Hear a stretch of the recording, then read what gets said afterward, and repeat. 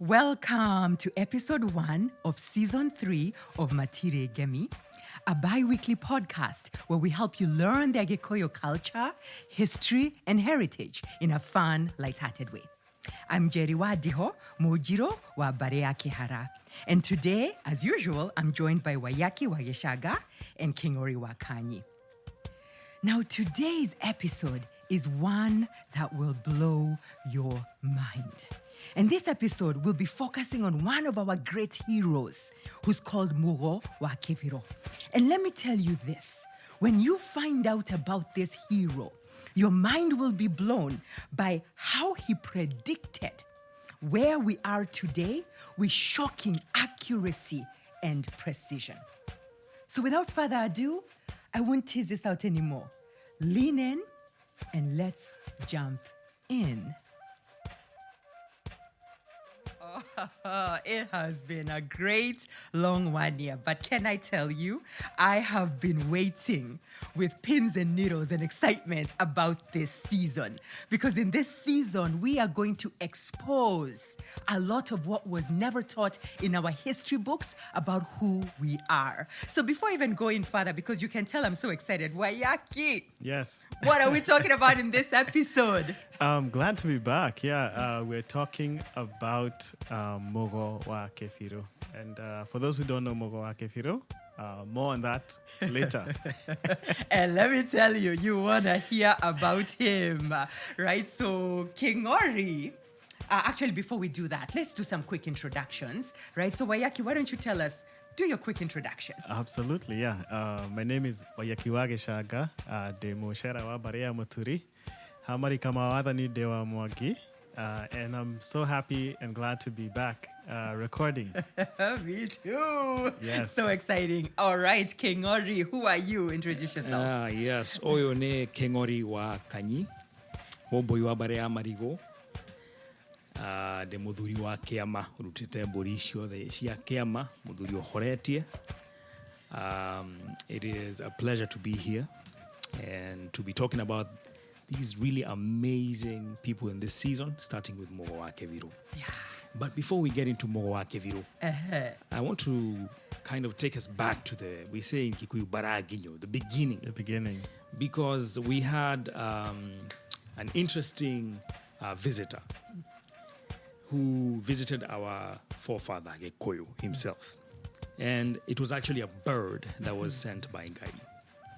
Now, this bird, it is said, entered his house, his digira, and sat on the chair like a person. It was a big bird. And it started to speak. And it said, I've been sent by Gai to tell you about how your descendants will be like in days to come. So Gikuyu listened. And it told him, well, Gikuyu, you are the son of the soil. You are the age group of the origin. Your immediate descendants will be called Kariara. So he decided to listen. He was like, okay. He was told that they will beget many, many, many descendants, and the different generations that would come. The Ago, Tene, Tiro, Madadi, Demi, Iregi, Maina, Irogo, Maduti. And then when he got there, when the bird got to that point, where he was saying, well, Irongo would beget Maduti, Maduti would beget. And it started stalling. The bird started stalling. And Gikuyu was alarmed. And Gikuyu said, why have you stopped?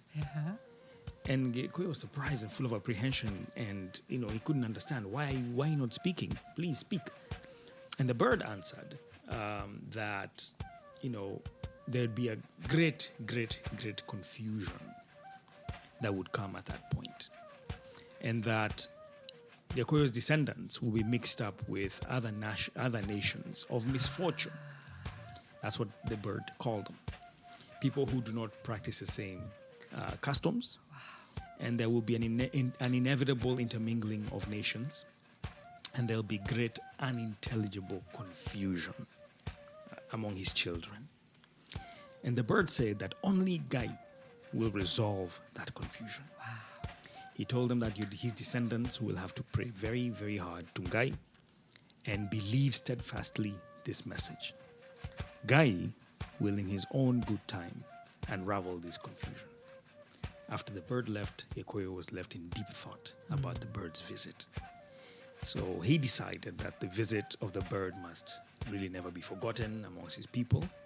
And from then on, elders established a custom that a man every morning would be visited first thing by a child, either their own child, a boy or a girl, in his dingira, or even a grandchild. And this was what would be commemorated by the bird's visit and prophecy, and would be called Nyoni ya Munyaka, the bird of good luck. And this is something that has continued to happen as late as I remember talking to my wife's grandmother, who confirmed that even her own son would be what her father used to call his Nyoni ya Munyaka, and would have to see him every morning. Like the first thing this man wanted to see every morning was her son. Yeah. And this is something that has happened. And actually, even in Gikuyu, if you say Nyoni ya Munyaka, you're talking about your children, boy and girl. If you have a pair of a boy and a girl, then you call yourself a lucky person who has Nyoni ya Munyaka. Wow. Yeah. So if this is how this season is going to go, it's going to be great because I am so riveted, right? And to even recognize that there will be these tie-ins and themes that go back all the way to Gikuyu, and that what has happened in our history and our culture to today was even predicted, right? Before it even happened is powerful. So talking about predictions, I think it's time we talk about Mûgo wa Kîbirû. Let's jump in. All right, so today we're talking about Mûgo wa Kîbirû.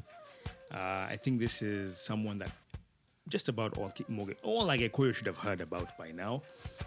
He is a man who was a seer, a prophet. He told us a lot about what was going to be happening in the 19th century. So happy to, dive right into it. Okay, that's good, but I think I want to take us back, right? What is a Mûgo, right? So let's start there. Yeah. So this that's a great question because this is Matire Gemi, and one of the Gemis, usually the first one to be mentioned is Ogo. And we always say Ogo ne is Oge. It comes from the root word Oge, which is your individual talent. So when we say Ogo, we're really talking about different talents. And one of those is, the ability to be a seer, for example. And this is actually a very specific Ogo because it's also mentioned again in the 5 Gemis, which is Oradi, your ability to have self-determination, right? And not just self-determination, but actually foresight and vision. And Mûgo wa Kîbirû embodies those two very well.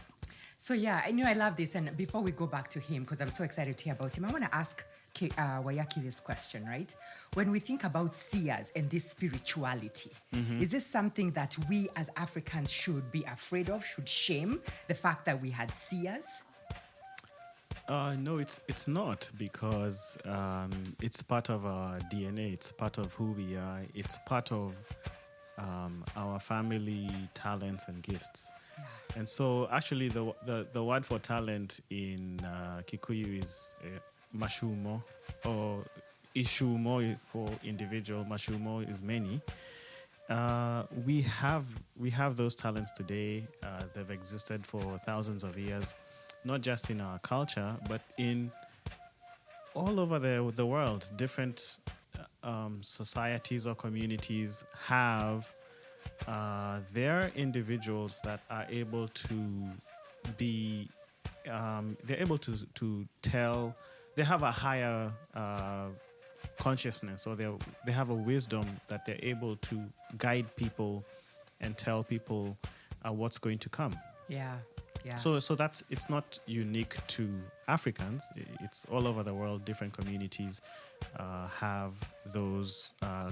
It's not just clairvoyance or being able to tell the future. It's being able to be perceptive, being able to use your intuition, being able to perceive or see things that are not just in the physical realm. Yeah, no, I love that. And I do believe, and I think we all believe that when you can connect to those unique gifts, like he did, then you can actually have transformative impact in this world. So let's go back to you, King Ori. Tell us about Mûgo.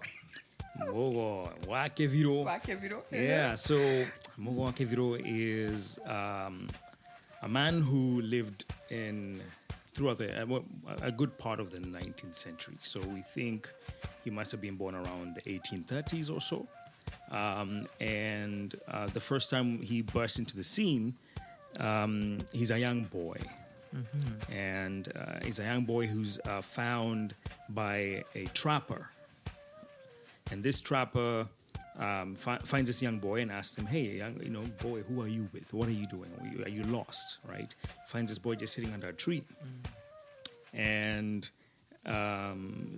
Shege, which was actually his name, says, "I am with Ngai." And, that's a very curious response. So, the trapper, looks into it a little bit more and realizes, no, this boy is really, there's no one looking out for him, and, invites him to come with him back home, which he obliges, and they do. So it turns out that the trapper, who some people call Kîbirû, and others will say he was called actually Karaja, becomes his father. And, we've talked about the process of Goshiarona Abori, which was like the second birth in Gikuyu culture. So he actually goes through that process and is born into Karaja's clan, Jiro, who just happened to be the ones who things like clairvoyance and other gifts are really manifested. So, right. So Jerry, I know happy you're about Jiro. that. You're very happy. Yeah? So he's your clan member, right? So Shege becomes part of that community, and these are people who are living in Murang'a. I believe they were living in, what area were they living in? Oyaki, So we don't have a sense of where he was from. He was just found. He was just It found. was just found. Okay. Yeah, we Yes. don't really know where he came from as a young boy. Okay. Right. So, and that's how it happens. And so after that, he becomes part of the community, and magic starts to happen around him. Yeah. Ooh, what kind of magic? So, he was known to, as a very young boy, when they were looking after cattle and goats, he was known to disappear. The other boys would say, "We don't know what happened to him. He disappeared for hours." And they had to wait for him. And when he came back, he always used to say the same thing. He had gone to be with Ngai. Wow. And then he would start saying things that just didn't make sense. He would, if he warned you of something and say, "Hey, don't do that," and you still persisted, there was like immediate consequences. This is what he was known for in this community. And so even as a young man, a young boy, they started paying attention to his gift. They noticed it. And so he became something of a, the community CI, and he would always come up with these kind of things. And that's what sets up his upcoming. That's beautiful. So this gift was within him. It was Yes. in him. It was not something that was curated. It was within him. No. Yeah. I love that. So then what is he known for? Why are we talking about him today, Mûgo wa Kîbirû? Well, so we know him, we talk about him today, and we revere him because as he stepped into being in his elderly days, as he stepped into that space, he started to foresee things that would shape the history of Kenya today. And one of those things, there were about 21 different things that we can readily research and come up with, but he said to have foretold so many things.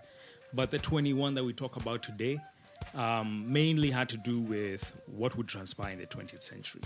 And so these are things that happened after his time. Yeah. So he saw really deep into the future. Wow. Yeah. Wow. Okay. I think we should talk about some of those things, right? What do you think, Wayaki? We should. And I'll also add something about Mûgo wa Kîbirû because, like Kingori is saying, there are books that have talked about his prophecies, But there are some individuals or some schools of thought that say that there were several Mûgos going back hundreds of years, and they even foretold the coming of the Portuguese, which was in the 14th century. Wow. So this particular Mûgo wa Kîbirû we are talking about is one of the most recent ones, but it's in our storytelling and in the stories that have been told. Some of his prophecies, basically, it's like there were several. So Mûgo really is somebody who has Ogo, right? And so this particular one, Shage wa Kîbirû, there could have been another Mûgo before in the 15th century, 14th century, because I've actually heard someone say that the Portuguese who came in the 14th century had been foretold before. Wow. Yeah. In our psyche. Yeah, I actually think that even today, right, we have those gifts. I believe that we have seers, and some of them may not be aware of it because we've got this thing where we dampen our innate gifts, right? We stuff them down because we start to question whether they're of God or certain things. So I think that we even have them today. I mean, do you guys agree before we go back to, Mûgo wa Kîbirû and exactly what he prophesied? I couldn't agree more. I think that's exactly, you nailed it. These are not gifts that started and ended with Mûgo wa Kîbirû. In fact, we know of another gentleman called Wawero wa Gathegi, who actually lived in Kihara, your hood. And that was around the end of the 19th century. 1895 is when he had a similar, he kind of echoed some of the same messages that Shege was, but with a few more flares.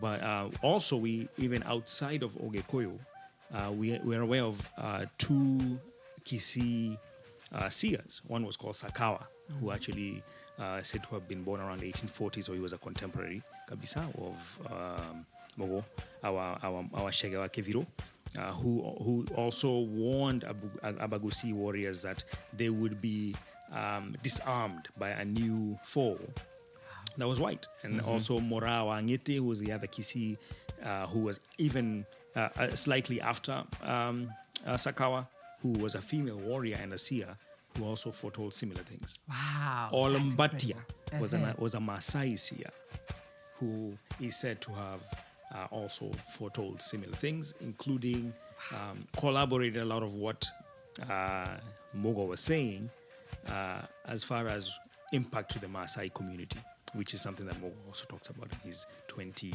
or so or more. So I have a question about that. So is Olambatia is Batian the peak named after him?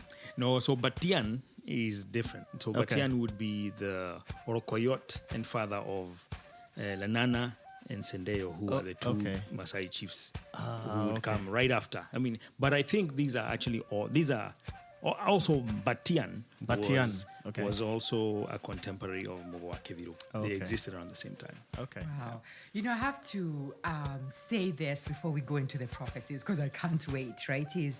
As we're talking, I'm feeling this sense of pride and awe, right, about my ancestors, right, and our African ancestors. And the question I keep asking myself is, why were we not aware of all our power? Why were we not aware of all this history? And I know there are good reasons there, right? But I just wanted to let that sink in. Just the awareness that we are beyond what's in the history books. We are bigger, and it takes time to research and to know ourselves. So I really want to say a big thank you to you, Wayaki and Kingori, for what you do to bring our truth, to us. All right, so let's talk about these prophecies that we've been holding. Yes. So, for purposes of our podcast, I've kind of broken them down into 4 types of prophecies.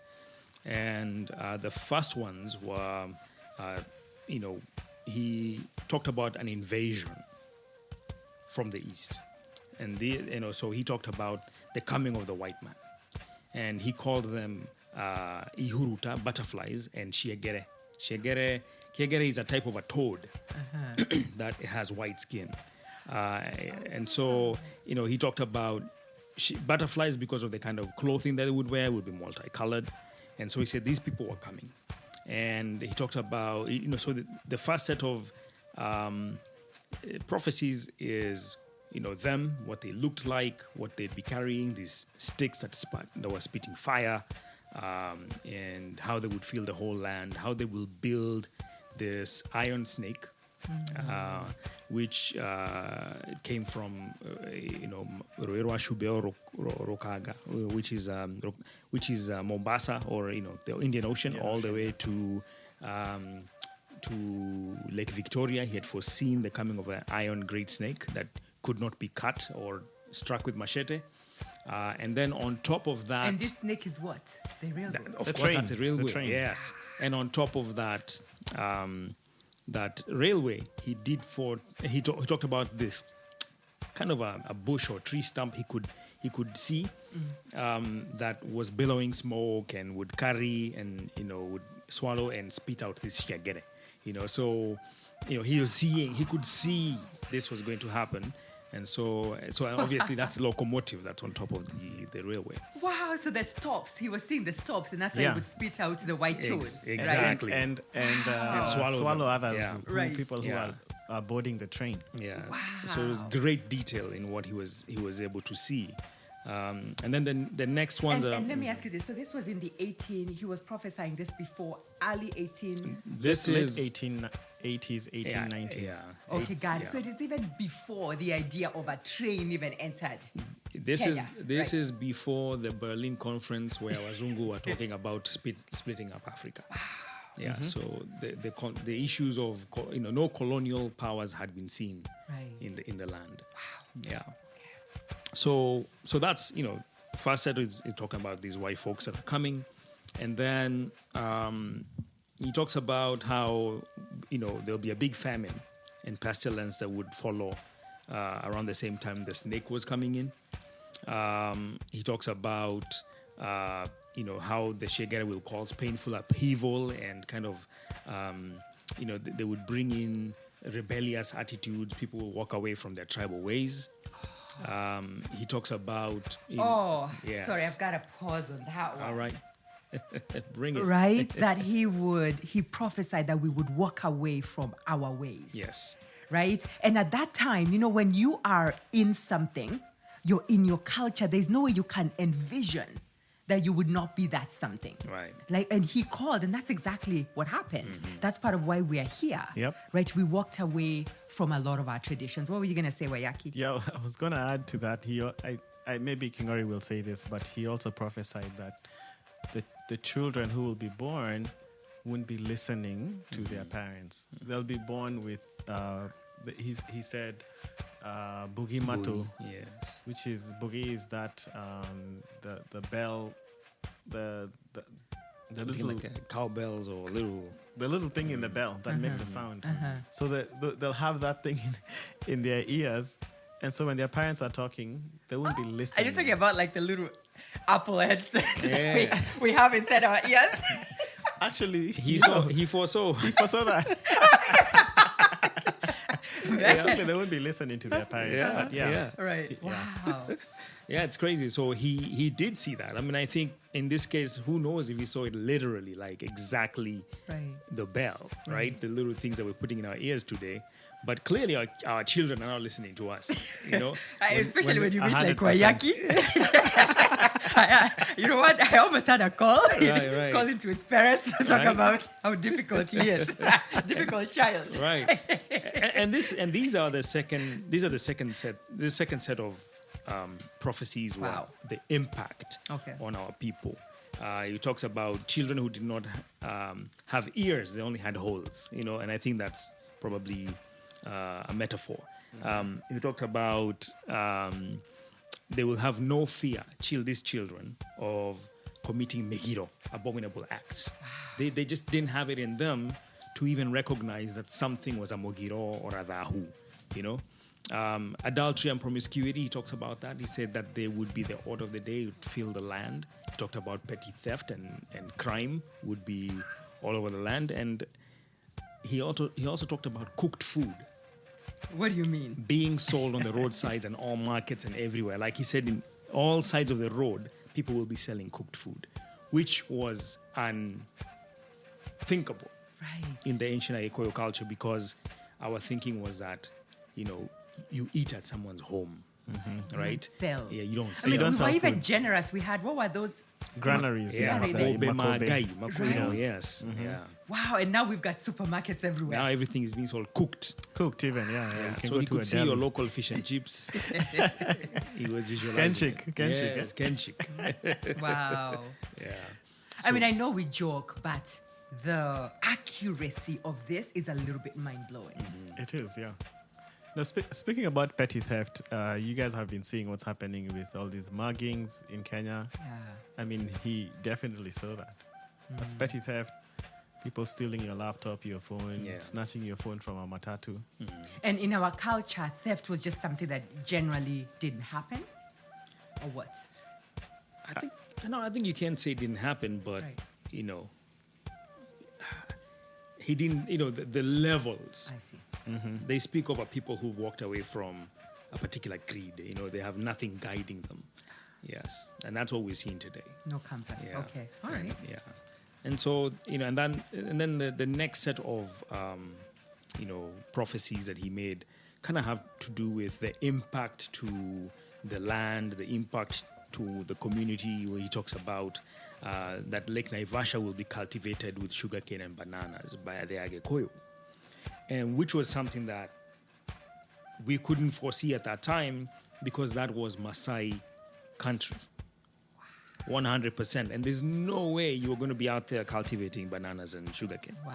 He talks about the plains that the Okavi cover, the Maasai Okavi, which is now primarily the Kipia areas, going to Nakuru, those areas where Romuruti. they had completely over. They said they will be filled with millet, and Gikuyu will be the ones out there cultivating it. He also talked about reforestation, so afforestation. Wow. He had predicted a particular forest called, Mofage, Bage Forest, and he said it will join in with the Thika Kireti Forest.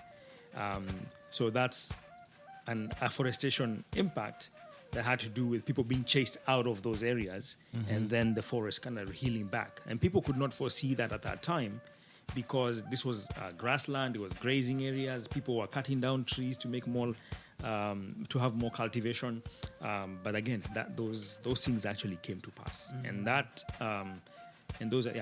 it for that set of prophecies around the impact to the community. Let me add one more. He Yes. did say that there would be houses built on top of houses. He did. Yes, that's right. And so for the Mogekoyo, because we built our nyobas and digiras as one story, One circle. Yeah. in a circle, Circular. they couldn't envision how, because there's, the cosmology of the house has the mushove, which is the stick that points up, which indicates the leadership of the home. The man would be like, what do you mean? Where am I going to put my mushove? Could not visualize that we have 10, 20, 30-story buildings today, but he predicted that. Yeah. So, and I think in that particular prophecy, the one he was saying something about boulders being pulled from the river and kind of being used to create these big houses. Yes. So he had foreseen these tall buildings that we are occupying today. Absolutely. The last set of prophecies, I think, are the ones that kind of speak to political issues. And he talks about a great fig tree.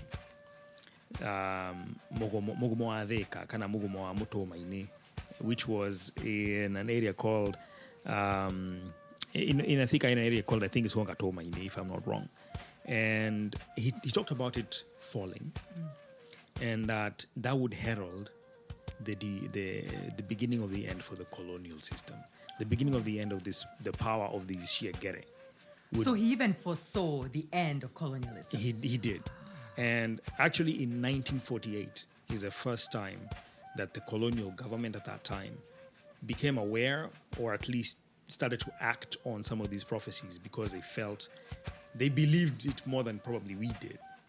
sometimes we think that they're not paying attention, but they believed this so much that they ring fenced that particular tree with steel.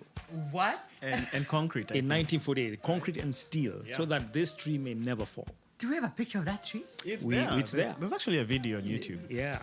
it's there. Can you please send it to me? I will, Yeah. yeah. Wow. For sure. And sure to the prophecy, the first branch fell in 1952, which soon after led to, that's when we had the emergency.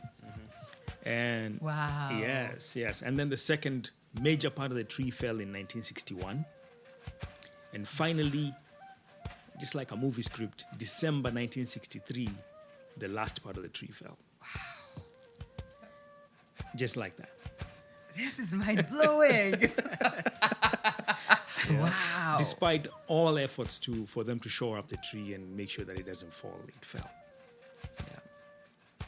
And actually, Mugumos hardly ever fall. You know, Right. we see stories of them being cut but Mugumos are so strong. Like they last for hundreds of years. So for him to say that it's going to fall and it follow how King Ori has described is actually mind blowing. Yeah, it really is. I mean, I have to tell you, this has been a very riveting story. Like, I'm all in. Like, this is like amazing, right? Yeah. So I think a part of me has to ask this question. So is there more to the prophecy? Or is There are two more prophecies. Okay. So one, he talks about this great snake, this railway, that it would lean on Ngong Hills one day. Basically, we're saying that it will move from its original course and will come and lean on the Ngong Hills.